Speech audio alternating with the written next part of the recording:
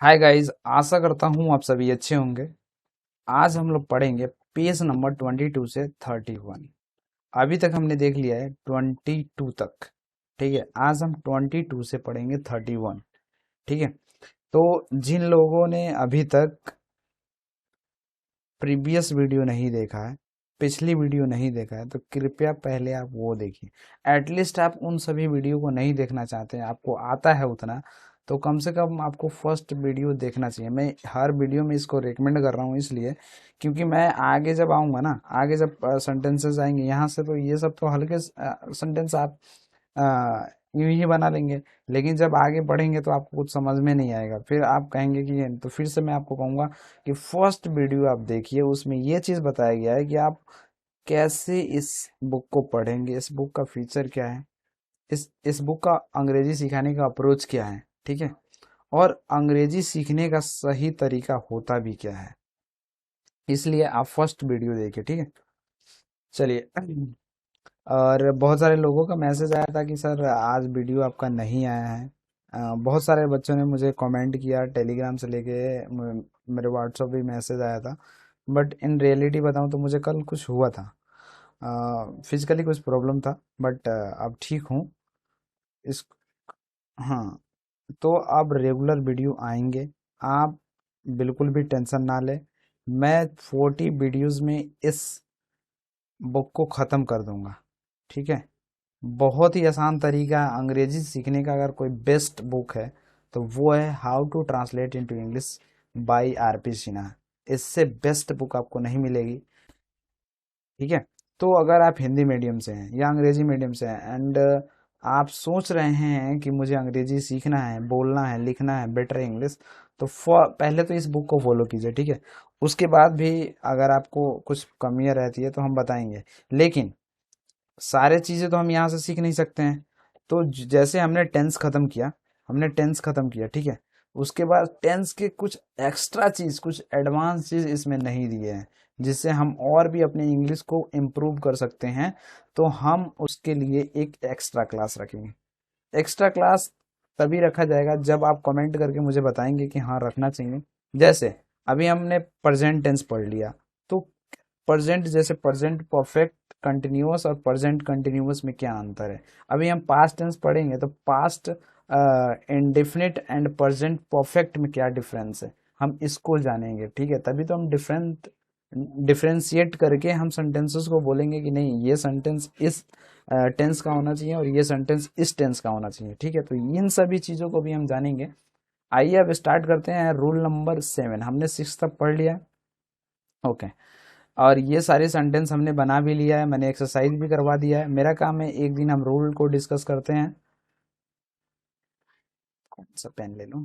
हाँ, एक दिन हम रूल को डिस्कस करते हैं और दूसरे दिन जो भी एक्सरसाइज है उसका सॉल्यूशन करते हैं। ठीक है, उसको ट्रांसलेट करते हैं। राइट, आगे बढ़ते हैं। जैसे यहाँ पे कुछ सेंटेंस दिए हैं, ये आपको पढ़ना है और समझना है कि क्या कह रहा है, क्या कहना चाहता है, इस सेंटेंस की मीनिंग क्या है, इस कौन से काल में जा रहा है, कौन से समय की बात कर रहा है। ये चीज अगर आप पता कर लिया ना, तो आपको सेंटेंस को ट्रांसलेट करना बहुत आसान आ जाएगा। और एक बहुत बढ़िया न्यूज़ बताऊं, कि मैं एक ऐसा चालू कर रहा हूँ कि जैसे कोई भी गाना हो, उस गाना के लिरिक्स जो हम हिंदी में उठाएंगे और उसको ट्रांसलेट करना सीखेंगे। हाँ, गाना को, हाँ मैं गाना को कह रहा हूँ, सॉन्ग को। हिंदी सॉन्ग उठाएंगे, भोजपुरी को नहीं कहूंगा। भोजपुरी भी कर सकते हैं यार, जो चीज़ आप हिंदी में कर सकते हैं भोजपुरी में कर सकते हैं, मराठी में भी कर सकते हैं। तो हम हिंदी गाने को उठाएंगे। अब कल एक मैं वीडियो अपलोड करने वाला हूँ, बहुत ज़्यादा एक्साइटेड हूँ एक गाना को लेकर के। ठीक है, तो मैं गाना को भी ट्रांसलेट करना सिखाऊंगा आपको। बहुत आसान तरीका है यार, जब आप ये सभी सीख लेंगे तो आपके बाएं हाथ का खेल हो जाएगा। ठीक है, तो आइए अब आगे बढ़ते हैं। जैसे वो कह रहा है कि उसने लिखा, उसने खाया, वह आया, आई, वे आए, गए। ये सभी ऐसा लगता है कि ये काल, जो कार्य है ना, समान रूप से समाप्त हुआ है। देखिए, जो चीज आपने प्रेजेंट इंडेफिनिट में पढ़ा, प्रेजेंट सिंपल में पढ़ा, वही चीज आपको पास्ट में बताना है। किसमें? सॉरी, पास्ट इंडेफिनिट में, पास्ट सिंपल में। ठीक है, जनरली हम ज्यादातर अगर आप देखेंगे ना, जनरली तो हम पास्ट इंडेफिनिट या पास्ट सिंपल का ही यूज करते हैं, जनरली अगर आप देखें तो। ठीक है। तो इसमें क्या है, पहले ये कर्ता है, उसके बाद ये धातु है, यानी पहले सब्जेक्ट आएगा, उसके बाद वर्ब आएगा। और इसमें वर्ब आता भी कैसे है, तो वो वर्ब टू आता है। ये बात अगर आप ध्यान में रखिए, यही स्ट्रक्चर होगा। पहले हमारा सब्जेक्ट, उसके बाद भी टू, उसके बाद ऑब्जेक्ट। और मैंने फर्स्ट डे ही बताया था कि आपको पहले आपको सीखना है सब्जेक्ट को पहचानना, सब्जेक्ट को सेंटेंस से निकालना कि सब्जेक्ट हमारा है क्या, उसके बाद हमारा वर्ब होगा। या तो मेन वर्ब होगा, या तो हेल्पिंग वर्ब होगा। अब वो सेंटेंस पे डिपेंड करेगा, टेंस पे डिपेंड करेगा कि हम हेल्पिंग वर्ब लगाएं। लेकिन यहाँ पे पास्ट इंडेफिनिट में कोई भी हेल्पिंग वर्ब पॉजिटिव सेंटेंस में नहीं लगता है। ठीक है। सॉरी, इंडिकेटिव में लगता है, जिसमें डिड होता है। और हमने प्रेजेंट में पढ़ा था डू और डज, डू और डज। ये है प्रेजेंट का और ये है पास्ट का। ठीक है। आगे बढ़ते हैं। बहुत आसान तरीका है, बस ये एक ऐसा है कि हमें सब्जेक्ट और भी टू चाहिए, लेकिन ये भी टू ना आपको याद करना पड़ेगा। ठीक है, भी टू आपको पढ़ना पड़ेगा, आपको वर्ब के फॉर्म्स याद करने पड़ेंगे।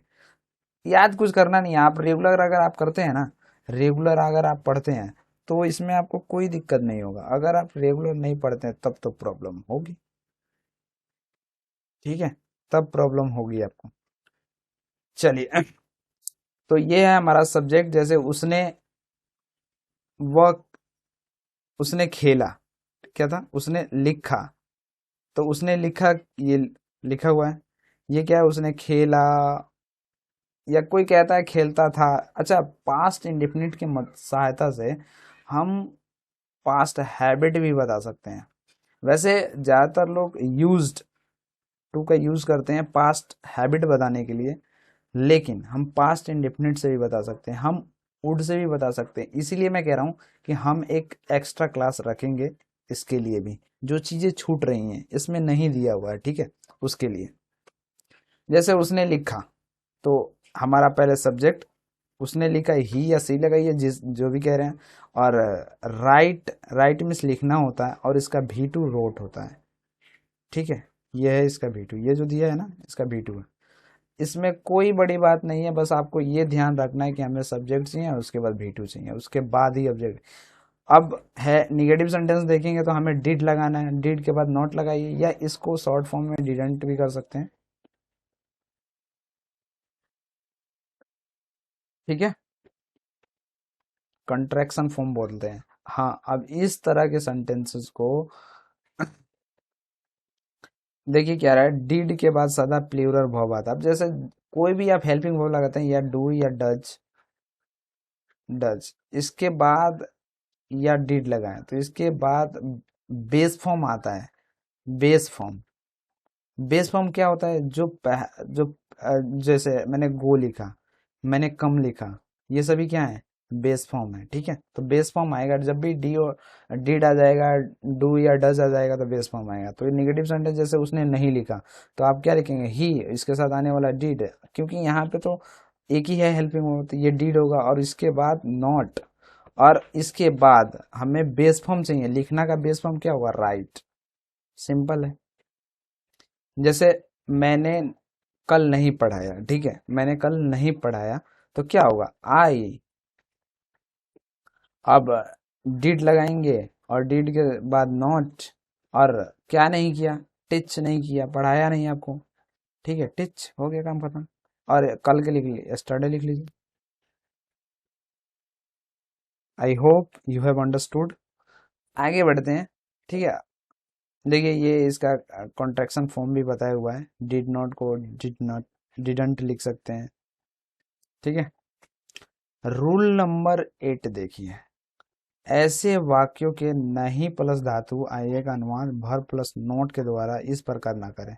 आप इस तरह से बिल्कुल भी ना लिखें।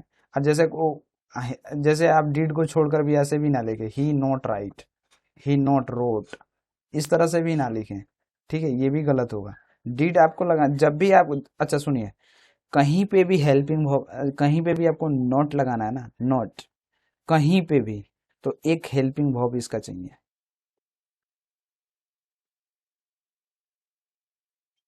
समझ गए, कहीं पे भी आपको अगर हेल्पिंग नॉट लगाना है, निगेटिव सेंटेंस बनाना है, तो एक हेल्पिंग वर्ब होना चाहिए।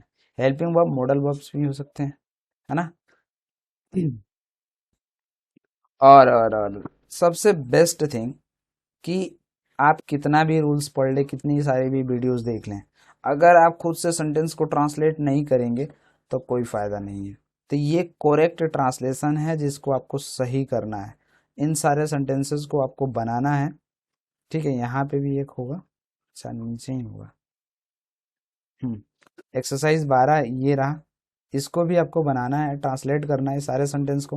ट्रांसलेट करके बहुत सारे लोग मेरे टेलीग्राम चैनल पर भेजते हैं, आप भी भेजिए। मैं इसको चेक कर दूंगा, फिर क्लास में डिस्कस करेंगे कि आपने क्या गलती की, क्या नहीं गलती की, क्या होना चाहिए। ठीक है, वो सारी चीजें हम बात करेंगे। हम्म, अब आते हैं रूल नंबर 9 पे। देखिए कुछ ऐसे भी होते हैं, जैसे हम प्रेजेंट में कि मैं पढ़ा रहा था, वैसे ही मैं, सॉरी प्रेजेंट में मैं बोलूँ मैं पढ़ा रहा हूँ, तो ये ऐसा लगता है कि ये काम अभी चल रहा है, अभी इनकम्प्लीट है, अभी पढ़ाने का जो प्रोसेस है वो खत्म हुआ नहीं है। तो जो काम प्रेजेंट में जारी था उसी तरह से कोई काम पास्ट में जारी है, कंटिन्यू है, प्रोग्रेस में है, इनकम्प्लीट है, पास्ट की बात कर रहे हैं। तो वहां पे हम इस तरह के सेंटेंस को देखते हैं और इस तरह सेंटेंस को ट्रांसलेट करते हैं सब्जेक्ट, उसके बाद जैसे हम प्रेजेंट में करते थे एम इज आर, और पास्ट में यही हेल्पिंग वर्ब हमारे लिए क्या है, वाज है और वेयर है। तो हम इसको यूज ना करेंगे क्योंकि ये प्रेजेंट की बात है, हम यूज करेंगे इसको क्योंकि ये पास्ट की बात है। और इन सभी के बाद हम कौन सा वर्ब लगाते हैं, बी4 लगाते हैं, उसके बाद ही ऑब्जेक्ट लगाते हैं। हाँ मैं आपको बताऊंगा कि हम कहीं पे भी सेंटेंस कुछ भी लिख सकते हैं और कोमा से अलग कर सकते हैं, बट वो अलग बात है। हम बड़े बड़े सेंटेंसेस को जब गाने में ट्रांसलेट करेंगे ना, तब बताएंगे आपको। तो वो लिख रहा था, लिख रही थी, वे लिख रहे थे, या वे खेल रहे थे, तो इन सभी सेंटेंस को कैसे बनाएंगे, जैसे वो लिख रहा था, तो वह, पहले हमें सब्जेक्ट चुनना है, तो वह है हमारा सब्जेक्ट, तो ही क्या होगा, ही। और क्या कर रहा था, लिख रहा था। ठीक है, तो ही के साथ आने वाला हेल्पिंग वर्ब कौन सा होगा, वाज, ही वाज। लिखना है क्या होता है, राइटिंग, सिंपल।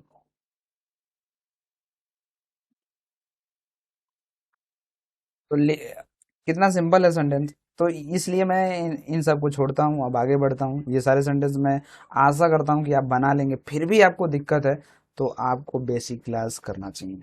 आपको हमारे बेसिक क्लास में आइए, वहाँ पे मैं पढ़ाता हूँ, बहुत ही आसान तरीका है। और इन सारे सेंटेंस को तो आई होप, मतलब इसमें कुछ बताने वाला है ही नहीं। ठीक है, तो आप ये तो कर ही लेंगे। आगे बढ़ता हूँ, बढ़ सकता हूँ ना आगे। हाँ, देखिए वही है।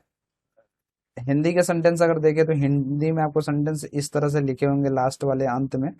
ठीक है, ये ध्यान दे सकते हैं। बट जो काम पास्ट में इनकम्प्लीट है या पास्ट में जारी है, इस तरह से याद रखिए, पास्ट में जारी है, पास्ट में चल रहा था, है ना, तो हम उसको पास्ट इम्परफेक्ट टेंस में ही बनाते हैं, पास्ट कंटिन्यूअस टेंस में ही बनाते हैं।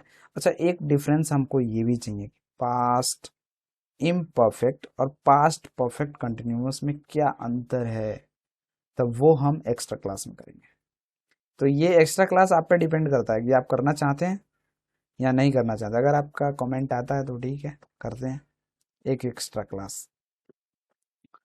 तो आगे बढ़ सकते हैं ना। अगर आपको नोट लगाना है, ये वर्ब के जैसे आईएनजी फॉर्म हम कब लगाते हैं, ये हमने पिछली क्लास में डिस्कस कर लिया है। ठीक है, वर्ब के अंत में भावेल होता है, तब इसके अंत में आईएनजी लगता है, जैसे गो, गोइंग, कम, कमिंग, ई को रिमूव करके लगाते हैं। ठीक है, ये सभी हमने थोड़ा डिटेल्स में डिस्कस किया था, पर यहाँ पे तो कुछ दिया नहीं है। कॉन्सोनेंट हो तो उसको डबल कर देते हैं और आईएनजी लगाते हैं। इसको देखने के लिए आपको प्रीवियस क्लास में हमने ये सभी चर्चा कर ली है। ठीक है, ओके आगे बढ़ते हैं। इसमें कुछ है नहीं, ये सारे सेंटेंस है। एक्सरसाइज आपको गारंटी बाय हुक और बाय क्रुक जैसे भी आपको ट्रांसलेट करके देना ही देना है। ठीक है, अगर आप एक्सरसाइज ट्रांसलेट नहीं करते हैं तो ये समस्या आपको ही होगी। हम्म, अब यहाँ पे रूल नंबर 10 देखिए। अब जैसे हमने प्रेजेंट परफेक्ट टेंस की बात की थी, तो उसमें प्रेजेंट में कोई काम समाप्त हो चुका था। ठीक है, प्रेजेंट परफेक्ट में क्या हुआ था, उसी तरह से पास्ट परफेक्ट टेंस भी हमारा है। पास्ट परफेक्ट टेंस में पास्ट में कोई काम पूरी तरह से समाप्त हो चुका है, पूरी तरह से पूर्ण हो चुका था। ठीक है, जैसे यहाँ पे पढ़ सकते हैं कि यह बोध होता है कि भूतकाल में बहुत पहले समाप्त हो चुका था, कोई कार्य भूतकाल में बहुत पहले समाप्त हो चुका था। लेकिन एक बात ये ध्यान रखिए, जैसे यहाँ पे हमने जनरली हम इस तरह के सेंटेंस को ट्रांसलेट करते नहीं है इस तरह के, जैसे यहाँ पे तो दिया है समझने के लिए, तो चलिए ठीक है करते हैं। लेकिन हमें जब भी पास्ट परफेक्ट टेंस का यूज करते हैं तो उसके दो पार्ट होते हैं, एक ही एक पूरे दो पार्ट होते हैं सेंटेंस के। ठीक है, जैसे आगे हम समझते हैं। भले ही आपको इस तरह के सेंटेंस को ट्रांसलेट करने के लिए सब्जेक्ट और इसके साथ आने वाला वर्ब, हेल्पिंग वर्ब हैड, और उसके बाद भी थी। जब भी आप हैव हैज देखे ना, हैव हैज, हैव और हैज, इसके बाद भी थ्री लगा लीजिए। ठीक है, हैड देखें तो इसके बाद भी थ्री लगा लीजिए। ठीक है, तो ये हो गया हमारा प्रेजेंट का परफेक्ट और ये हो गया पास्ट का परफेक्ट। ठीक है, आसान है, आप एक बार सोच के तो देखिए, आप करके तो देखिए, बहुत आसान है। उसने लिखा था, सिंपल है। ही, इसके बाद हैड, और रिटन, वर्ब का थर्ड फॉर्म रिटन। कितना आसान है ना। जैसे मैंने पढ़ाया था, तो आई हैड, और पढ़ाना का टॉट, सिंपल।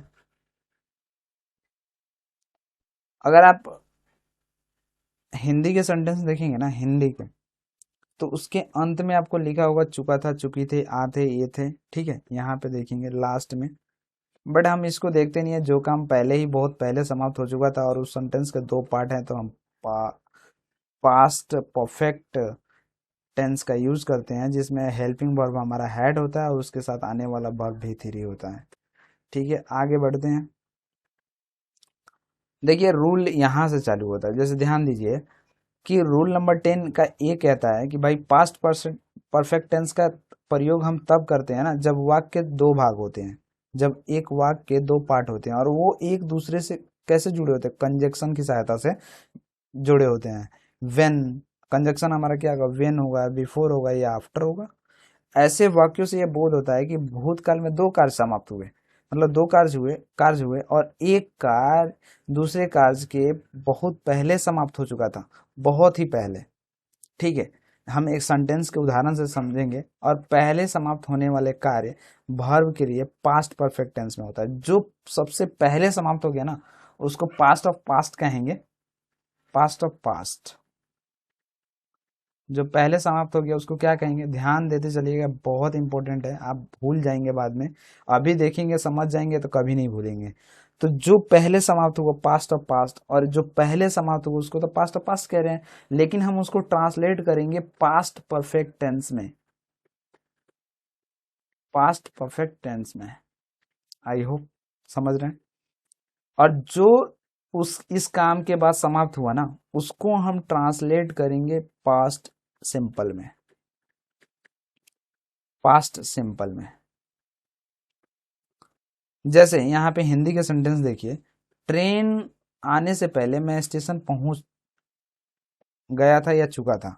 ठीक है, ट्रेन के आने से पहले मैं कहाँ पहुंच गया था, स्टेशन। तो यहाँ पे हमें जो काम पहले हो गया था, तो मैं स्टेशन पहले पहुंच गया था, तो पहले पहुंच गया था, तो इसका क्या होना चाहिए, आई हैड रेस्ट। तो ये देखिए पास्ट परफेक्ट में बना है ना, I had reach the station.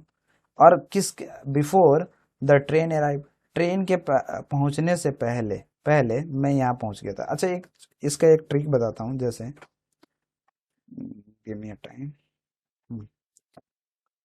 जैसे मुझे एक बॉक्स लेने दीजिए।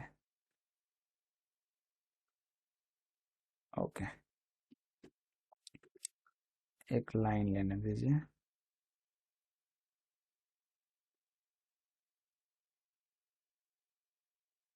हुआ नहीं कुछ, चलिए मतलब इस तरह से हाँ, ये अच्छा से हुआ नहीं, थोड़ा अच्छा बनाते हैं। ओके, रहने दीजिए, चाहे ऊपर हो और चाहे नीचे हो।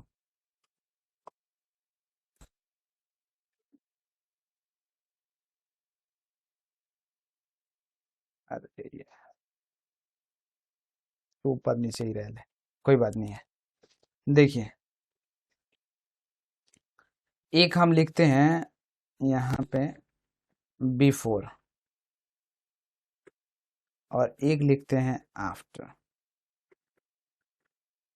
ठीक है, बिफोर के पहले हम पास्ट परफेक्ट लगाएंगे, पास्ट परफेक्ट।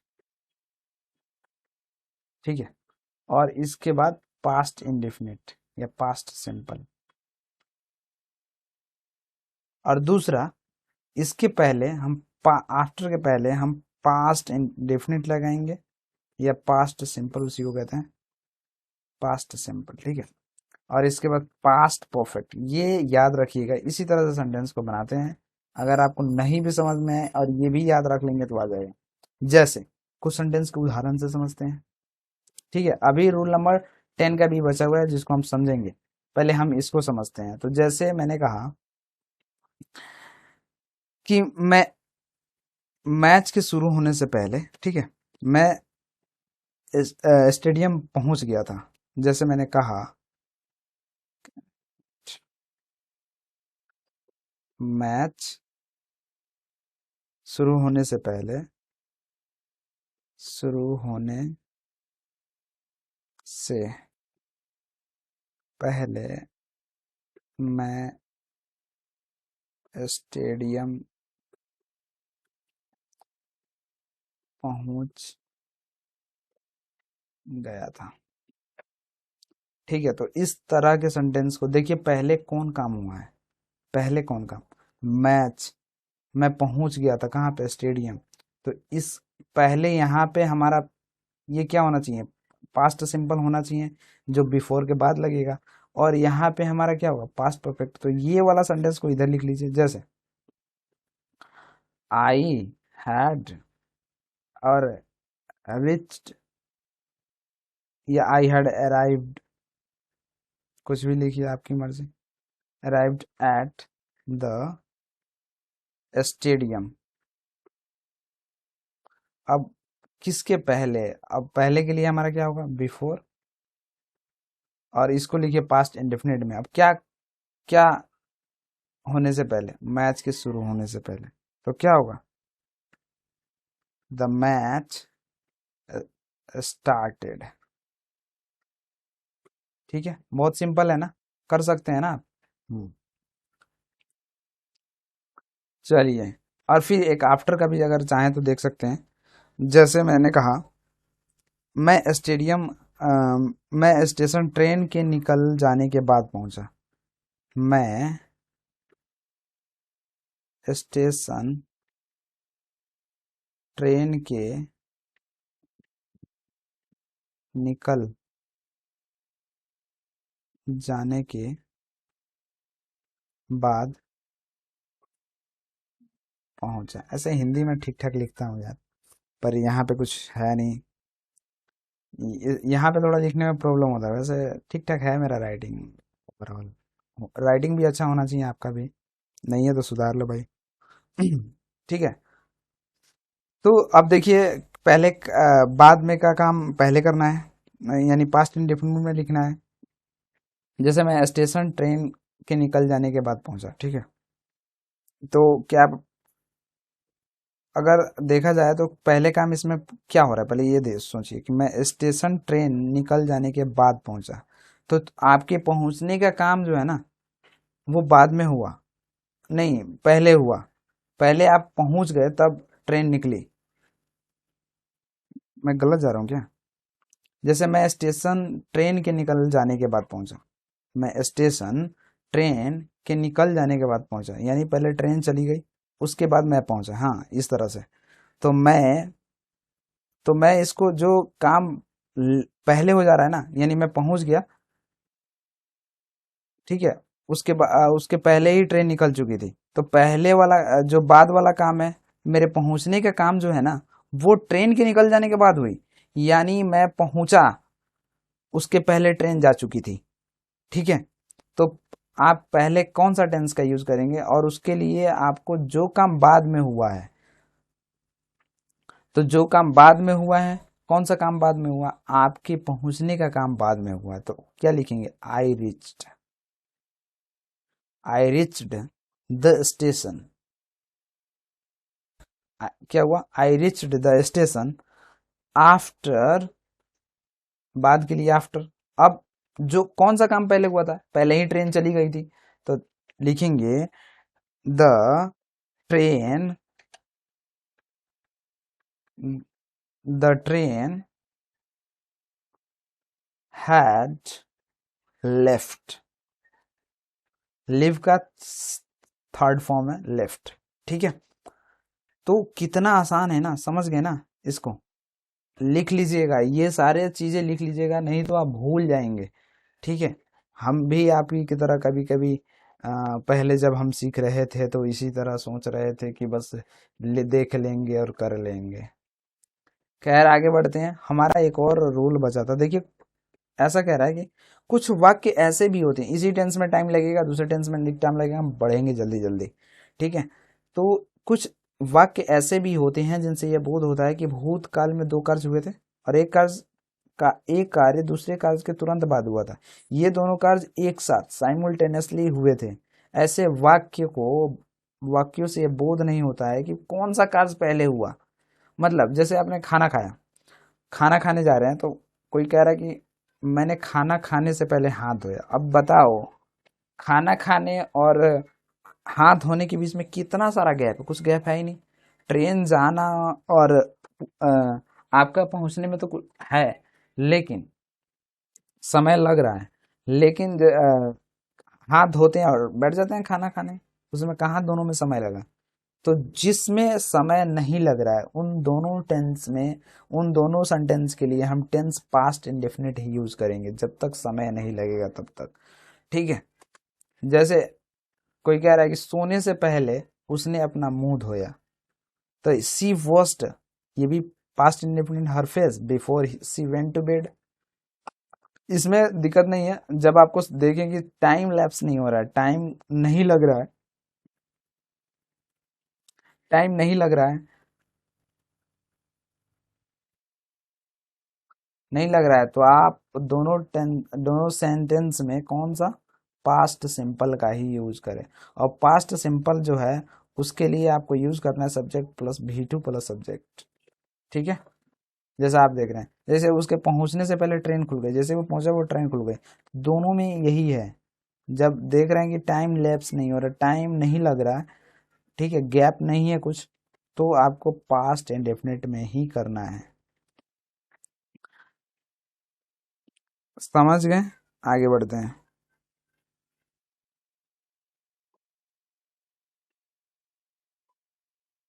जैसा कोई कहता है कि हाँ खाने से पहले उसने अपना मुंह धोया। ठीक है, एक और सेंटेंस से समझ लीजिए। उदाहरण के तौर पे जैसे खाने से पहले अपना हाथ हाथ धोया। ठीक है, तो इसको कैसे बनाएंगे, वही दोनों सेंटेंस में हमको यूज करना है पास्ट सिंपल या पास्ट इंडेफिनिट का। तो कैसे करेंगे, ही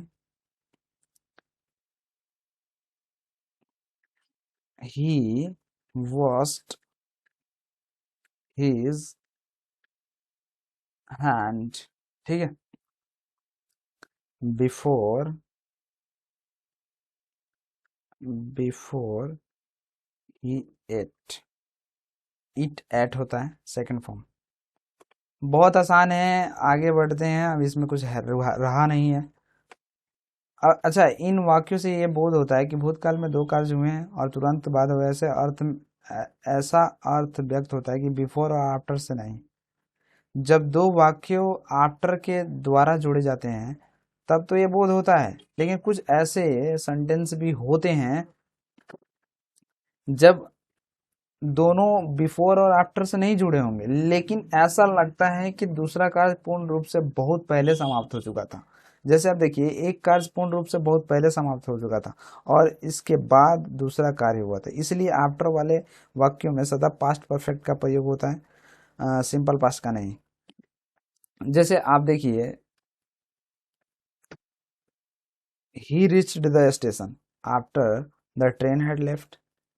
समझ गए ना, जो मैंने अभी आपको चार्ट बना के बताया था कि यहाँ पे आफ्टर, तो इधर वाले को लिख लेना है आपको पास्ट परफेक्ट में, और इधर वाले को पास्ट सिंपल में। ठीक है। एक और देखिए, रूल नंबर सी देखिए, कभी कभी ऐसे वाक्यों के दो भाग नहीं होते हैं, फिर भी पास्ट परफेक्ट का प्रयोग होता है, क्योंकि प्रसंग से यह स्पष्ट हो जाता है कि एक कार्य है ना दूसरे कार्य के बहुत पहले समाप्त हो चुका था। जैसे यहाँ पे देखिए, मैंने पहले ही अपना टिकट खरीद लिया था, इससे लगता है कि आपने बहुत पहले खरीद लिया था। ठीक है। ऐसे वाक्यों के दो भाग हैं नहीं, लेकिन ये पास्ट परफेक्ट का प्रयोग होता है, क्योंकि प्रसंग से ये पहले ही स्पष्ट हो जा रहा है, इस सेंटेंस के मीनिंग से स्पष्ट हो जा रहा है कि एक कार्य जो है दूसरे का, जैसे कोई पूछ रहा है कि आपने टिकट लिया, तो मैंने तो अपना टिकट बहुत पहले ही ले लिया था, है ना। दूसरा देखिए, वो बहुत पहले पहुंच चुका था। ठीक है, तो इस तरह के सेंटेंस को भी हम पास्ट परफेक्ट टेंस में बनाते हैं। इसी में केवल फंडा था, अब आगे हम तेजी से बढ़ेंगे। ठीक है। आधे घंटे से वीडियो हो गए हैं, वैसे मैंने 1 घंटा आपका लिया है। मैं हमेशा कहता हूँ कि 1 घंटा लगेगा, लेकिन मैं 30 मिनट्स का ही वीडियो अपलोड करता हूँ। बट इसमें थोड़ा सा और टाइम ले लीजिए, क्योंकि ये थोड़ा समझने वाला था पास्ट परफेक्ट। अब बढ़ते हैं आगे। ये सारे सेंटेंस को आपको ट्रांसलेट करना है, जो भी मीनिंग नहीं आता आप कमेंट बॉक्स, टेलीग्राम चैनल, कहीं पे भी पूछ सकते हैं, लेकिन है नहीं इसमें कुछ। अगर आपने ट्रांसलेट नहीं किया, आप ऐसे ही छोड़ दिए, तो प्रैक्टिस नहीं किए, तब आप भूल जाएंगे सारी चीज़ें। तो एक बार चेक कीजिए और हमें, सॉरी, ट्रांसलेट कीजिए, हम हमारे पास भेजिए, हम उसको चेक करके फिर आपको फॉरवर्ड कर देंगे। आगे बढ़ते हैं।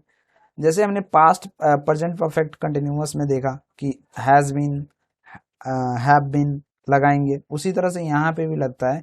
ऐसे वाक्यों से ये कि लगता है कि ये काम जो है ना बहुत समय तक जारी रहा था पास्ट में। ठीक है। भूतकाल में ये कार्य बहुत समय तक जारी रहे थे, तो इस तरह के सेंटेंस को हम ट्रांसलेट करते हैं हैड बीन से, हैड बीन। और इसके बाद आने वाला वर्ब जो होता है वो बी फोर होता है, जैसे हैज और हैव, और उसके बाद बीन लगाए थे, और उसके बाद बी फोर लगाए थे। तो ये हमारा था प्रेजेंट परफेक्ट कंटिन्यूअस।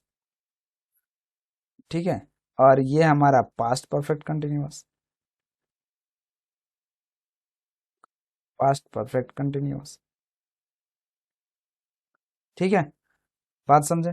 सब्जेक्ट पहले चाहिए, उसके बाद हैड चाहिए, उसके बाद बीन आएगा, उसके बाद भी फोर आएगा, उसके बाद ऑब्जेक्ट आएगा, उसके बाद टाइम भी लगा हो सकता है, सिंस, जिसको हम सिंस और फोर लगा के बनाएंगे। बढ़ते हैं आगे, पर इसमें दिया कुछ है नहीं।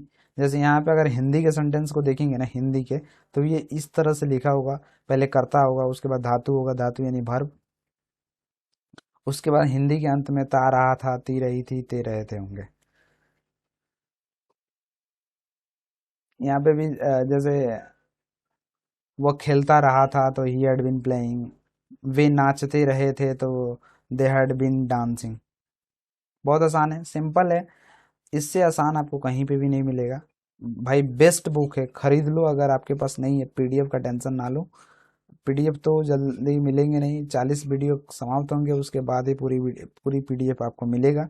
तब तक अगर आप खुद से भी चाहते हैं ना, बहुत सारे बच्चे खुद से बना के ट्रांसलेशन भेजते हैं, और मैं चेक करके फिर दोबारा मैं भेज देता हूँ किसमें ये कमी है, इसको सही कर लो, और बाकी सब ठीक है। वो लिखता रहा था, ही हैड बिन राइटिंग। वे लिखते रहे थे, दे हैड बिन राइटिंग। अब देखिए रूल नंबर 11 क्या कह रहा है।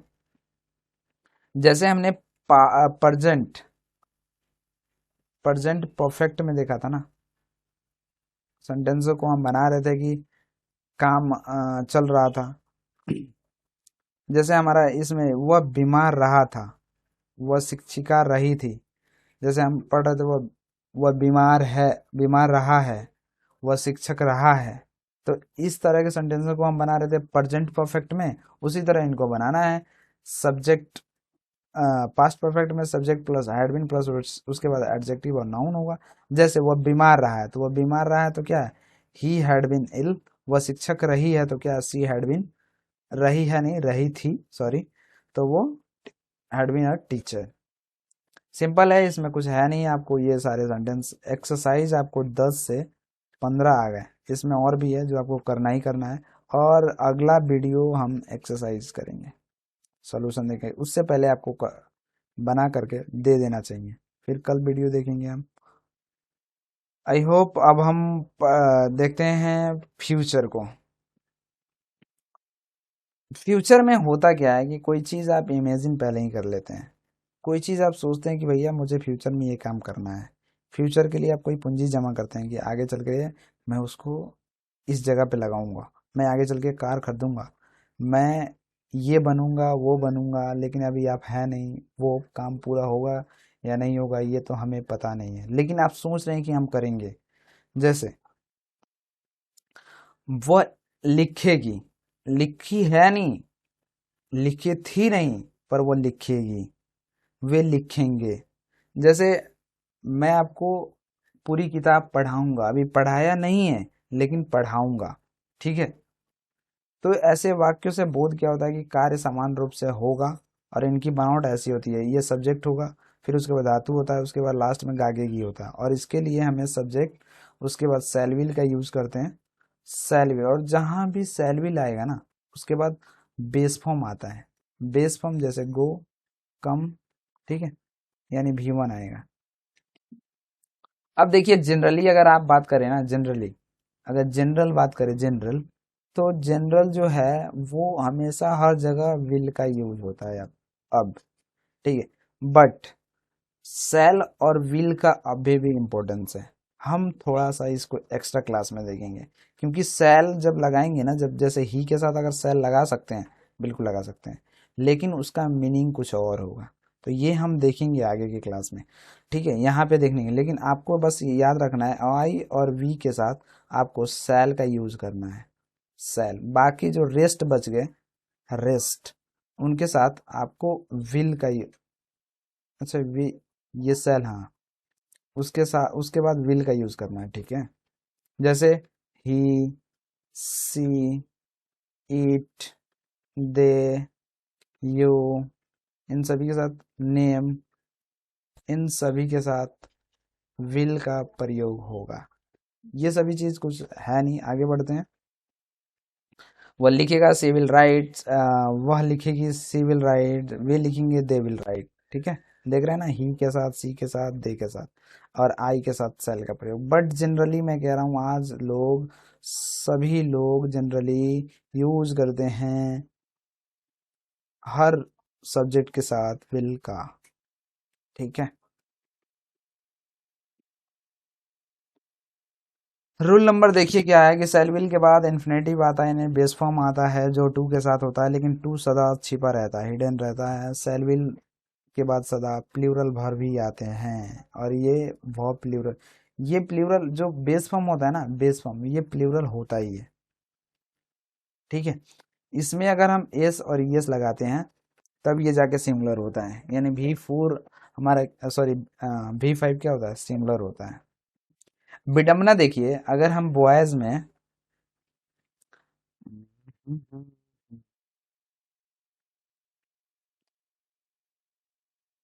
विडम्बना देखिए अगर हम, क्या हो रहा है,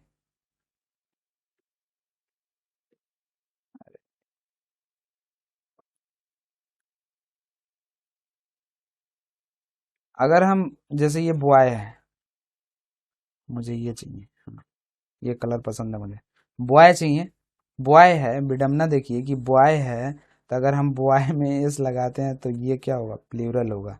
लेकिन अगर वर्ब है, जैसे कम है, अगर इसमें हम एस लगाते हैं तो ये सिंपलर होगा, ये बात ध्यान में रखिए। देख लिया ना, कमाल का है ये सब्जेक्ट। ये रहा एक्सरसाइज 16 जो आपको बनाना है, कुछ है नहीं इसमें। फिर आगे बढ़ते हैं, अब इसका कंटिन्यूअस पार्ट भी देख लेते हैं, क्योंकि हमें अब जल्दी जल्दी करना है वीडियो को। अच्छा, रूल नंबर 13 जो है ये कहता है भाई कि कोई काम कंटिन्यूअस है, होगा, जो कुछ समय तक जारी रहेगा, फ्यूचर में कुछ समय तक, बहुत समय तक नहीं, अगर बहुत फ्यू टाइम्स के लिए, कुछ समय के लिए अगर ये फ्यूचर में जारी रहेगा, चलता रहेगा, तब हम बनाएंगे फ्यूचर कंटिन्यूअस में। लेकिन अगर वही काम बहुत समय तक जारी रहेगा फ्यूचर में, तब हम बनाएंगे उसको फ्यूचर परफेक्ट कंटिन्यूअस में। ठीक है। तो जैसे वो लिखता रहेगा, मतलब ये थोड़ा है कि हमेशा लिखता ही रह जाएगा कुछ समय तक। काम है, एक पत्र लिख रहा है या कुछ लिख रहा है, तो कुछ समय के बाद वो खत्म हो जाएगा, है ना, लिखना समाप्त हो जाएगा। ठीक है। तो जैसे कुछ समय तक जारी रहेगा, तो इनकी बनावट हम पहले करता धातु, उसके बाद हिंदी के अगर देखें तो तार रहेगा, ती रहेंगे, ते रहेंगे। बट आपको ये ध्यान रखना है कि कोई काम फ्यूचर के लिए थोड़े से समय के लिए जारी है, तो हम उसको लिखेंगे फ्यूचर कंटिन्यूअस में। अगर वो बहुत समय के लिए जारी है तो फ्यूचर परफेक्ट कंटिन्यूअस में। ठीक है। अगर इसके लिए अगर हम स्ट्रक्चर देखें तो हमारा सब्जेक्ट होगा, ठीक है, इसके बाद शैल विल, उसके बाद बी, और इसके बाद वी फोर लगता है। ठीक है। जैसे यहाँ पे लिखा क्या हुआ है, एक मिनट, वह लिखता रहेगा। ठीक है, वह लिखता रहेगा, तो अगर इसको इस सेंटेंस को ट्रांसलेट करेंगे तो क्या होगा, ही, और इसके साथ आने वाला विल, और उसके बाद बी, और इसके बाद लिखना है क्या, राइटिंग।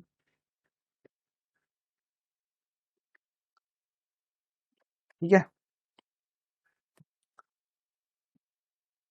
जैसे यहाँ पे देखिए, वो लिखता रहेगा, she will be, he will be writing, वे लिखते रहेंगे, दे विल बी राइटिंग। वो बैठा रहेगा, ही विल बी सिटिंग, वे बैठे रहेंगे, दे विल बी सिटिंग। सबके साथ भी फोर लग रहा है, विल भी लग रहा है। ये बात आप ध्यान में रखिएगा, जब भी हम कंटिन्यूअस को बनाए तो बी प्लस बी फोर। ठीक है। विल तो लगना ही है। अगर फ्यूचर परफेक्ट को भी देखेंगे तो आपको विल लगना ही है, लेकिन उसमें हैव लगेगा। ठीक है। और ये है एक्सरसाइज आपको 70, इसको भी ट्रांसलेट करना है। हम एक दिन में इसको सारे सेंटेंस को ट्रांसलेट करके आपको सामने रख देंगे। ये 80 है जो करेक्ट है, सॉरी, करेक्ट करना है, गलत दिया हुआ है। जैसे नाचती रहेगी तो कंटिन्यूअस में बनना चाहिए, है ना, तो इसके बाद ये डांस है जो डांसिंग होना चाहिए। तो यही आपको सही करना है। अब देखिए, फ्यूचर परफेक्ट टेंस में कोई ऐसा वो लिख चुकेगा, मतलब ये पता चल रहा है कि भाई कोई काम फ्यूचर में समाप्त हो ही जाएगा, ये कंफर्म है, ये काम समाप्त हो जाएगा, निश्चित रूप से समाप्त हो जाएगा। ठीक है। तो जैसे इन सभी सेंटेंस को अगर देखें तो कर्ता धातु, उसके बाद चुका है, चुके, चुकेंगे, ये सभी होंगे। उसके बाद जैसे यहाँ पे अगर स्ट्रक्चर देखें तो सब्जेक्ट होगा, सेल हैव होगा या विल हैव होगा। उसके बाद पास्ट पार्टिसिपल लगेगा, यानी वर्ब का थर्ड फॉर्म, उसी को पास्ट पार्टिसिपल देखेंगे। एक बार हम किसी क्लास में हम present past participle, extra class, और पास्ट पार्टिसिपल, हम देखेंगे कि इनका यूज कहाँ करेंगे। पार्टिसिपल तो दोनों हैं, लेकिन हम देखेंगे कि इन दोनों का यूज कहाँ हम करेंगे। ठीक है। ये सेंटेंस आपको आ ही जाएगा। आपको पहले सब्जेक्ट लगाना है, उसके बाद शैल या विल, और इसके बाद गारंटी भर भी है भी आएगा, हैज नहीं आएगा। ठीक है। तो यहाँ पे लगा लेते हैं, और इसको भी थ्री आएगा। जब भी मैंने कहा कि हैव लगेगा उसके बाद भी थ्री आएगा। अब ये नहीं कि हैव के बाद कभी कभी भी टू आएगा, तो वो हैव का मीनिंग कुछ और था उस समय। जैसे वो लिख चुकेगा तो ही विल हैव रिटन। ठीक है। वे लिख चुके हैं होंगे तो क्या होगा, दे विल हैव रिटन। वे काम समाप्त कर चुकेंगे तो they will have finished the work. बहुत आसान है, इसमें कुछ है नहीं, ये एक्सरसाइज है जो आपको ट्रांसलेट करना है, सिंपल है भाई। इस सेंटेंस को ट्रांसलेट करना ही है, करना है। अगर आप लाख कोशिश कर ले, अगर आपको पढ़ने का मन नहीं है तो कुछ नहीं कर सकते हैं। अगर आपको सीखने का मन है तो भाई, मतलब पूरी कायनात आपको मिल जाएगी सिखाने के लिए। सीखने के हजार तरीके हैं, और ना सीखने के तो कोई भी नहीं। कुछ वाक्यों के बनावट इस तरह भी रहते हैं, जैसे आपने प्रेजेंट परफेक्ट कंटिन्यूअस देखा ना, उसी तरह से present, sorry, future perfect continuous भी होता है। इसमें काम जो है ना बहुत समय तक जारी रहता है। जैसे जैसे इसमें वह लिखता हुआ रहेगा, वे लिखते हुए रहेंगे। मतलब लग रहा है कि बहुत समय लगेगा, वह लिखती हुई। इस तरह के सेंटेंसों की बनावट जो होती है ना, कर्ता उसके धातु ता हुआ रहेगा, ता हुई रहेगी, ते हुए रहेंगे। और इन सभी सेंटेंस का स्ट्रक्चर ये होता है, पहले सब्जेक्ट होगा, उसके बाद शैल विल हैव बीन तो लगना ही है, उसके बाद भी फोर लग जाएगा, बस काम खत्म। ठीक है, तो कुछ है नहीं, जैसे वह खेलता हुआ रहेगा तो आई शैल हैव बीन प्लेइंग। वह नाचती हुई रहेगी, मतलब कुछ समय तक, तो सी विल हैव डांसिंग। समझ रहे हैं ना।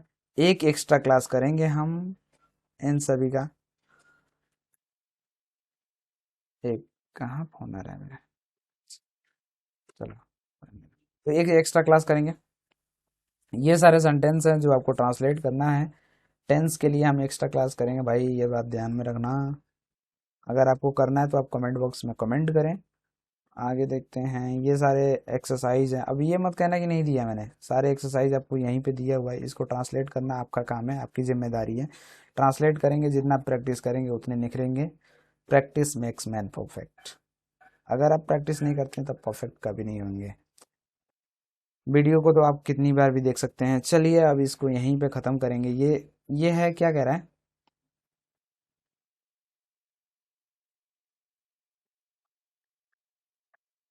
ये कह रहा है कि put a ring around right words. अच्छा, इसमें कौन सा राइट वर्ड होगा कि ही इज गो, तो कभी होगा नहीं। ही इज गो मैंने बताया था कि इस तरह से गोज भी नहीं होगा, तो क्या होगा, गोइंग होगा। तो इसको घेर देना है बस।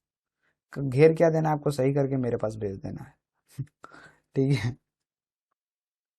चलिए भाई, ये फिल इन द ब्लैंक्स हैं।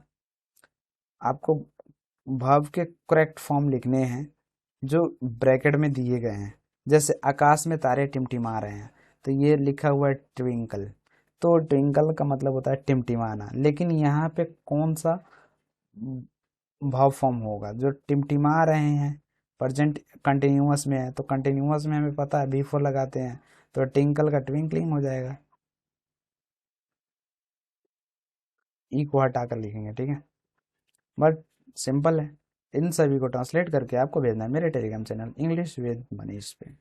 और भाई चैनल को सब्सक्राइब कर लो। पीडीएफ आपको टेलीग्राम चैनल पे ही मिलेंगे, दूसरा कहीं नहीं भेज सकते हैं। चलिए वीडियो को यहीं पे समाप्त करते हैं, बहुत ही आसान है। इसके बाद हम पढ़ेंगे वॉइस। एक क्लास में मैं सोच रहा हूँ वॉइस को ख़त्म कर दूँ। एक क्लास में लगभग 20 पेज तक हम डिस्कस कर लेंगे, क्योंकि मुझे पता है कि मैं 1 घंटे आपसे लेना चाहता हूँ, और 1 घंटे आपको देना ही होगा। चलिए आगे बढ़ते हैं। आगे क्या पढ़ना है, आप क्लास को यहीं पे समाप्त करते हैं, एंड करते हैं। वैसे मन नहीं कर रहा मेरा एंड करने का, लगता तो अभी और भी करा दूं, पर रहने दिया जाए, बहुत समय हो गया है। हाँ, एक छोटी सी इन्फॉर्मेशन, मैं ऑफलाइन क्लास चालू कर रहा हूँ।